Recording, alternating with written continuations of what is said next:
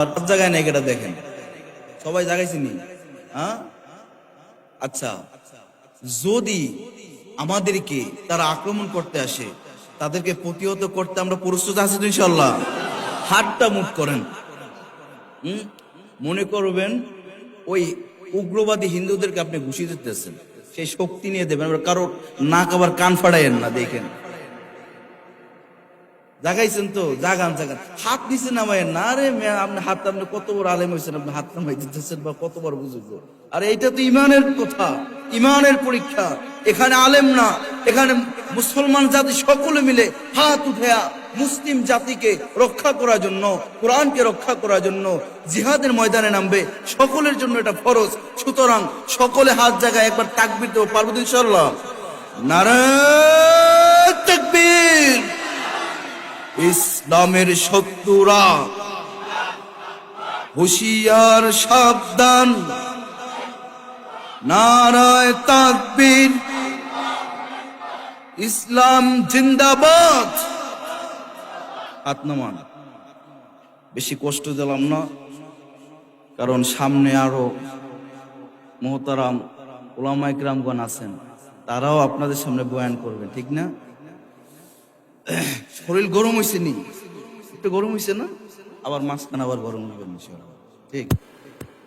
আমি আপনাদের সামনে পবিত্র কালামুল্লাহ থেকে যে আয়াতে কারিমা তেলাওয়াত করেছি, আল্লাহ বলেন আলিফ লাম মিম। অনেক বড় আলোচনা, হরফে মুকাত্তাত। এইটার অর্থ দুনিয়ার কেউ জানে না। যালিকাল কিতাব, ইহা এমন একটি কিতাব, লা রাইবা ফীহি, যার ভিতরে কোনো সন্দেহ নাই, যার ভিতরে কোনো সন্দেহ নাই, সংশয় নাই। কিতাবটার নাম কি? এটা সকল আওয়াজ দিয়ে বলতে হবে। কয় না কি এটা? কোন দি? এই কিতাবটার নাম কি?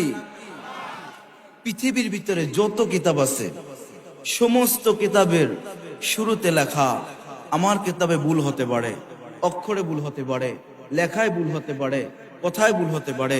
যদি ভুল হয় আমাকে মাফ করবেন, নিজে সংশোধন হবেন, অথবা আমাকে বলবেন, আমি সংশোধন করে নিব, আমি সংশোধন হয়ে যাব। সমস্ত কিতাবে লেখা আছে, সকলেই লেখে। কিন্তু আল্লাহ যেই কোরআন নাজিল করছেন, চ্যালেঞ্জ ছুড়ে দিচ্ছেন, ইহা এমন একটি কিতাব, শুরু থেকে আল্লাহ বলছেন এর ভিতরে কোনো ভুল নাই, কোনো সন্দেহ নাই, সংশয় নাই, এর ভিতরে আছে শুধু সমাধান, ঠিক না? আবার কি বলে? হুদাল্লিল মুত্তাকিন। এই যে কোরআনটা, এটা মুত্তাকিনদের জন্য হেদায়েত। মুত্তাকিনদের জন্য কি? হেদায়েত। আমার সাথে কথা বললেন, মুত্তাকিনদের জন্য হেদায়েত। এখন মুত্তাকিন কারা? মুত্তাকিনের কয়েকটা গুণ এখানে বর্ণনা করা হয়েছে, আমি 3টা গুণ বলব। 1 নম্বর গুণ, আল্লাযীনা ইউমিনুনা বিল গায়ব। মুত্তাকিন কারা জানেন? তারা যারা অদৃশ্যের উপরে ঈমান আনে। অদৃশ্য কি জানেন? আল্লাহকে দেখছেন নি? নবীকে, সাহাবায়ে কেরাম কাউকেই দেখেন নাই। আমরা তো কাউকেই দেখি নাই, এটাই তো অদৃশ্য, তাই না? ঠিক না? আল্লাহকে কেউ দেখে নাই, অদৃশ্য। কিন্তু ঈমান আনছেন কি? আনেন নাই? আনছেন নি? আল্লাহ বলেন মুত্তাকিন তো তারা যারা কি করে? কি করে? গায়েবের উপরে বিশ্বাস স্থাপন করে। যারা বিশ্বাস স্থাপন করবে তাদের জন্য পুরস্কার আছে কি নাই? অন্য আয়াতে আল্লাহ বলেন ইন্নাল্লাযীনা ক্বালু রাব্বুনাল্লাহ, ইন্নাল্লাযীনা ক্বালু রাব্বুনাল্লাহ, নিশ্চয়ই যারা বলে আমাদের রব আল্লাহ, শাহাদাত আঙ্গুলটা উঁচা করে বলেন কে? কে? চিল্লায়া জোরে কে? আরো জোরে কে? ভালো লাগেনি আল্লাহ নামটা নিতে? ভালো লাগেনি? চিল্লায় আর একবার আল্লাহ। ইন্নাল্লাযীনা ক্বালু রাব্বুনাল্লাহ, যারা বলে আমাদের রব আল্লাহ, শুধু আল্লাহ রব এইটা বলে থেমে থাকে না, সুম্মাস্তাকামু, এই যে রব মানছে, এই রবের উপর তার কথার উপর ইস্তেকামাত থাকে, ইস্তেকামাত থাকে। আল্লাহ কয় যারা গায়েবের উপর বিশ্বাস স্থাপন করলো, আমি আল্লাহর উপরে বিশ্বাস স্থাপন করলো এবং তার উপর ইস্তেকামাত থাকলো, তাদের জন্য তো অবশ্যই পুরস্কার আছে, অবশ্যই পুরস্কার আছে। তাতানাজ্জালু আলাইহিমুল মালাইকা আল্লা তাখাফু ওয়ালা তাহজানু ওয়া আবশিরু বিল জান্নাতিল্লাতী কুনতুম তুআদুন।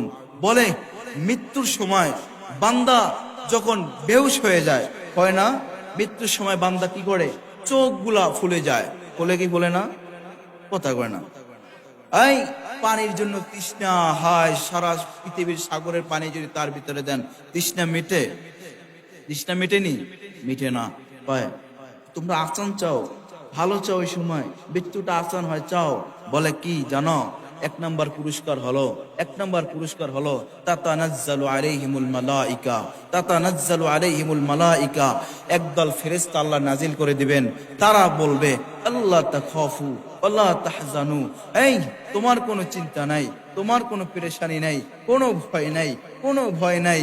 এই তারপরে কি বলবে জানেন, শোনো শোনো, ওয়াবশিরু বিল জান্নাতিল্লাতী কুনতুম তুআদুন, তোমার জন্য আল্লাহ রাব্বুল আলামিন যে জান্নাত ওয়াদা করেছেন সেই জান্নাতের সুসংবাদ শোনো। তাহলে অদৃশ্যের উপর আল্লাহর উপর ঈমান আনলে পুরস্কার আছে কি নাই? আসেনি? এখন এক নাম্বার কথা গেল গায়েবের উপরে বিশ্বাস স্থাপন করা। তারপর আল্লাহ কি বলেন, ওয়ায়ুকিমুনাস সালাত, নামাজ সালাত প্রতিষ্ঠা করা। এখন মূল বিষয় হলো, আমরা অনেকে সালাত কিভাবে প্রতিষ্ঠা করতে হয় এইটাই বুঝি না। মনে করি নিজে নামাজ পড়ি সালাত প্রতিষ্ঠা হয়ে গেছে। কয় না। আমার ওখানে এক মুসল্লি, তাকে প্রশ্ন করা হয়েছে আপনি নামাজে যান না কেন? হেবেড়া উত্তর দিয়েছে, তাহলে হুজুর রাখছি কেন? কি কয়, হুজুর রাখছি কেন?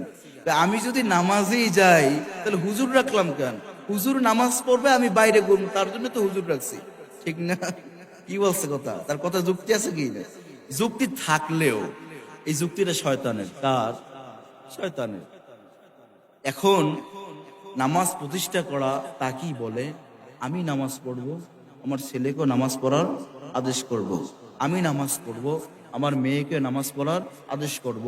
আমি নামাজ পড়বো, আমার বিবিকেও নামাজ পড়ার আদেশ করব। আমি রাস্তা দিয়ে হেঁটে যাইতেছি, বন্ধু চা খাইতেছে, আয় বন্ধু মসজিদে চল, নামাজ প্রতিষ্ঠিত হয়ে যাবে। এই আমি নামাজ পড়ি, বাবা নামাজ পড়ে না, বাবাকে বুঝায়া সুন্দর করে বইলা এই মসজিদে নিয়ে যাও, নামাজ প্রতিষ্ঠা হয়ে যাবে।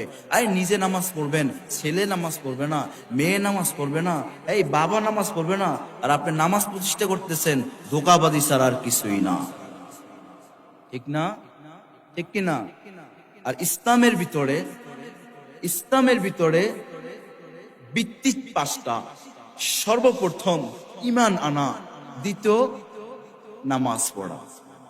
তাইলে ঈমানের ব্যাপারে সবাই জানি, ঈমানের পরে কি এটা অনেকে জানি না। আগে জেনে নেন, নবীর কাছে যদি কোনো সাহাবী মুসলমান হতো, ঈমান আনার পরেই বলতে তুমি নামাজ পড়ো, হ্যাঁ তুমি নামাজ পড়ো।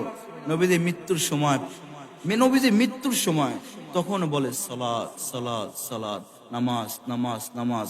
আর মৃত্যুর সময় যারা মৃত্যু সজ্জা থাকে তখন গুরুত্বপূর্ণ কথা বলার জন্যই সে চেষ্টা করে, ছেলেকে একটা কথা বইলে যাবে, সেটা গুরুত্বপূর্ণ কথা, এই আমার অমুকখানে টাকা আছে দেখিস, এই আমার অমুকখানে জায়গা আছে দেখিস, দলিল টোকানে আছে দেখিস। ওই সময় তো বেহুদা কোনো কথা বের হয় না, আর নবীর মুখ থেকে ওই সময় সালাতের কথা বের হয়েছে। তার মানে বোঝা যায় সালাতের গুরুত্ব আছে না নাই? আসেনি? আসেনি? আলহামদুলিল্লাহ। এই জন্য সালাত প্রতিষ্ঠা করা, সালাত কি করা? প্রতিষ্ঠা করা। কিয়ামতের ময়দানে সর্বপ্রথম কিসের হিসাব হবে জানি? হ্যাঁ, আউয়ালু মা ইউহাসাবু বিহিল আবদু ইয়াউমাল কিয়ামাতিস সালাহ। কিয়ামতের ময়দানে সর্বপ্রথম চুরির হিসাব হবে না, সর্বপ্রথম জেনার হিসাব হবে না, সর্বপ্রথম ডাকাতির হিসাব হবে না, সর্বপ্রথম আপনি কাউকে খুন করছেন নি এটার হিসাব হবে না। সর্বপ্রথম যেই হিসাবটা হবে, নবীজির হাদিস প্রমাণ করে, কোরআনের আয়াত প্রমাণ করে, সর্বপ্রথম আমি আমার আল্লাহ রব্বুল আলামিন আপনাকে আমাকে নামাজের হিসাব নিবে। যদি নামাজের হিসাবে পাশ করি ওপারে যেতে পারবো, নামাজের ফেল করলে ওপারে তো আর যেতে পারবো না, বরং জাহান্নামে যাওয়ার জন্য প্রস্তুত হওয়া লাগবে। আপনি আমি নামাজ ছেড়ে দেই, মসজিদে আজান হয়, আর আপনি পাশ দিয়ে চলে যান, মসজিদে ঢোকেন না। আরে আপনার অন্তরের ভিতরে এই মায়া হয় না। কেমন করে মায়া হবে? কারণ অন্তরটা তো মরে গেছে। এই অন্তরটা, মরা অন্তরটা যদি পরিষ্কার করতে হয় তাহলে তো নামাজ প্রয়োজন আছে। অন্তর যদি পরিষ্কার করতে হয় তাহলে তো জিকির প্রয়োজন আছে। আপনি তো জিকিরের কোনো কথাই আপনি উল্লেখ করেন না, নামাজ তো পড়েন না। আপনি যদি মাদ্রাসায় আসতেন, আপনি যদি মসজিদে যেতেন, নামাজ পড়তে পড়তে অন্তরটা পরিষ্কার হয়ে যেত, জিকির করতে করতে কলবটা সাফ হয়ে যেত। দেখবেন এই যে মরা অন্তরটা যখন পরিষ্কার হয়ে যাইত, পরিষ্কার হওয়া মাত্রই আপনার ভিতরে মহান আল্লাহর ভয় ঢুকে যাইত।